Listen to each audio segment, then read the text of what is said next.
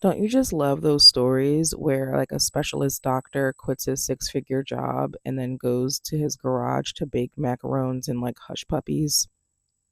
Or those lawyers who are super high profile and say, if one more person emails me, I'm going to go streaking in the middle of New York City. And they just like buy a random cabin in Alaska. We always talk about how desirous and end goaly these types of positions are, but don't take time. Another one. Don't take time to consider what it takes to maintain them and steward them long term. Recently, I had one of these days where it was like a 12-hour day. I had back to back meetings. Some of those meetings were putting fires out, other meetings were like deep strategy meetings, other meetings were support meetings, other meetings were interviews, all in the same day. Having to like switch mental modes, not even within 5 minutes because they were back to back. Having to switch mental modes, ingest lots of new information, and utilize it immediately in order for the time to be spent effectively enough. I then had to drive an hour to an event where I had to do some promotion and some community engagement. I drive back, and throughout this time, throughout these meetings, and throughout this drive, throughout the community engagement, I am receiving requests from my like 20 plus employees and direct reports of support or for clarity or for resources or for direction, questions, and other folks needing the same from me. I eventually come home and I'm pushing up against deadlines for quarterly narrative reports, quarterly progress reports that are more quantitative, monthly invoicing, and having to straighten out an insurance policy and do some other compliance things. And when I'm finished with that, my cats come up to me because they're hungry. They're hungry. And they hadn't eaten. And when they were meowing, looking at me in my face, and these are kitties that I love, like I gave birth to them. Okay, that's where we're at. It felt like they were attacking me. Like it felt like they were yelling at me, but not in the sense that like a cat yells. It felt like a human man was like yelling at me. That's how harsh their meows were hitting my nervous system. I feed them and then I go to bed and then I end up dreaming about everything that I have to do the next day. I wake up in the morning, check my phone, see that I had missed a call from a doctor's office that I've been trying to get into. I've been trying to see a doctor. I typically do not go to the doctor. I want to change that. I'm working on changing that. I really rarely have the need to, but I'm in the process of getting my records transferred from Philly to 6 hours away where I am now on my farm in this town where my farm is. And anyway, they've been having trouble getting those records. And we've been like playing phone tag back and forth, trying to like clarify doctor's office stuff. And I keep missing their calls. And then the week goes by, a week goes by, a week goes by. And the thing that I'm trying to do and handle and take care of myself and maintain like sharp communication with this office, I just can't do. I just can't do, or else I will exponentially unfold more work for myself if I create boundaries and say, oh, I can't do this one thing. If I do that, five more will sprout from the fact that I was not there.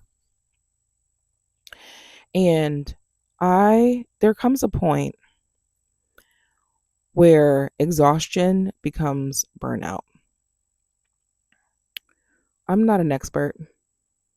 I'm just a goose who's extremely tired and always pulling energy from the pits of nothingness to get through the day. And exhaustion in my mind is like, okay, maybe I need to take a couple weeks off. I just need to reset. Maybe I need to change of scenery. Maybe I just need to eat more like kale or something. Do you know what I'm saying? Um, but yeah, burnout is like somebody could be, maybe I took 2 weeks off. I ate the kale. I got a change of scenery, went jogging, went to the park, da da da, caught up on some stuff. And then I come back and then there's a request. I'm having a conversation and I cannot hear what the other person is saying. I just can't hear you. Yep, my volume's up. Yep, you're off mute. Yep, yep, yep. I can't hear you. I can't hear you. It sounds like gibberish going into my ears, and my brain cannot put it together. I don't understand what you're saying. I don't understand what I'm thinking. I don't have time to decipher what it is that you're saying and what I'm thinking. I'm exhausted. I'm exhausted. And I just imagine days where I'll be able to design them from front to back. And I'm leaving this salary because there is way more to life than running myself, ourselves into the ground, into the ground. And I've been acting like I have $0 because I've been aggressively saving that much because I see the end in sight. It's in less than a month, you know? And I imagine being able to wake up in the morning and like have the entire morning to myself, not just on weekends, for the entire week and to give my nervous system a break, a long break. I'm shooting for like 12 to 18 months just not doing anything and not putting any pressure on myself to figure anything out. Um I constantly have the next big project in my mind. I put so much pressure on myself and I do take accountability too because I be putting myself in these situations. Um, and I really just want to change my tendencies. I want to change what I accept. I want to recalibrate what enough means for myself.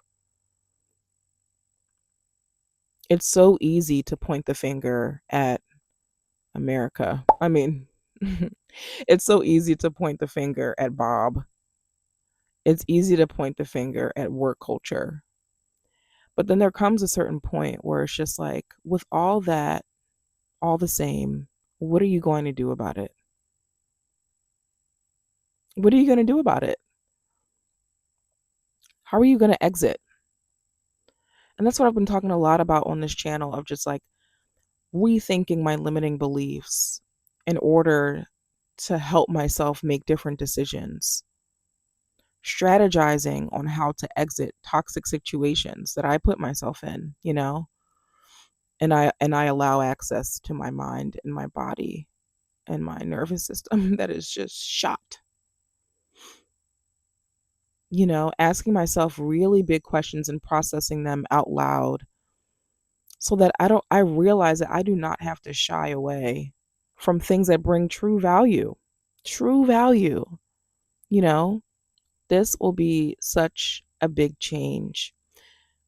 Like going from consistent income every couple weeks to relying on savings until I figure something out. And I know that I want to do that organically. I want to do it organically. I'm trying to see what I actually feel like in 6 months, what I'm thinking about, what my interests are, what plates I've put down that might contribute to any idea that I cook up right now. It's like what torches am I passing? I love those videos where it's like these women are like, yeah, when I'm with my man, I use one brain cell, and she's just like dilly dallying through traffic or something while he's braving the way. I think about my materials list and how many things are on it and how some of those things are the itty bitty parts in that aisle in the hardware store, where it's like you have bolts of all different sizes, screws of all different types, itty bitty pieces of like tools, equipment.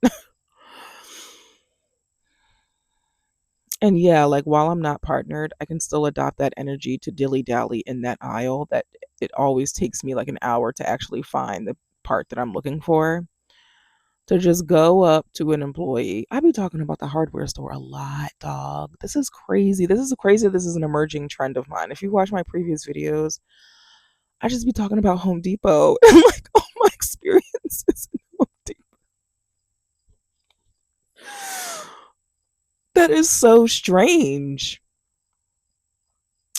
But yeah, like just finding an employee and being like, yo, can you find this for me? I'm gonna stand right here. One brain cell.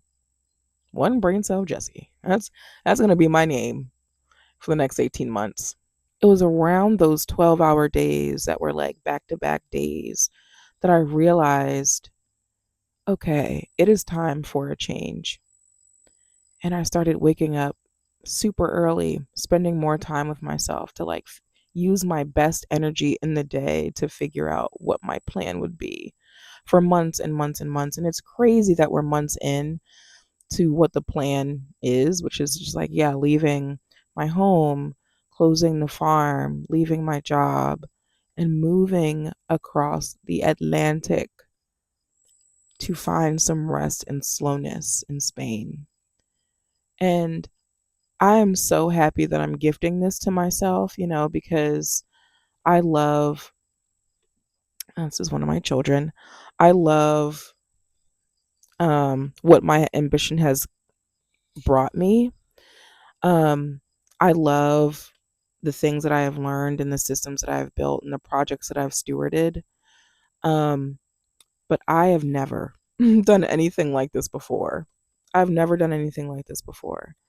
All right, he's just gonna have to come up here with me. I know that detaching from my role will be really tough, detaching from my identity. I love the people that I work with. And I really care about this project that I'm working on, and I really want to see it succeed.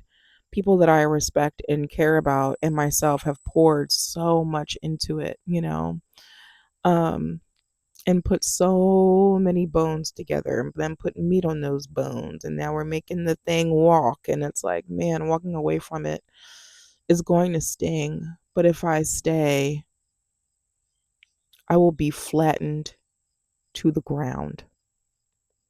I will be flattened to the ground. And there won't be anything left for me or for this little baby. The countdown of like leaving my job begins, guys. I think it's like 28 days. And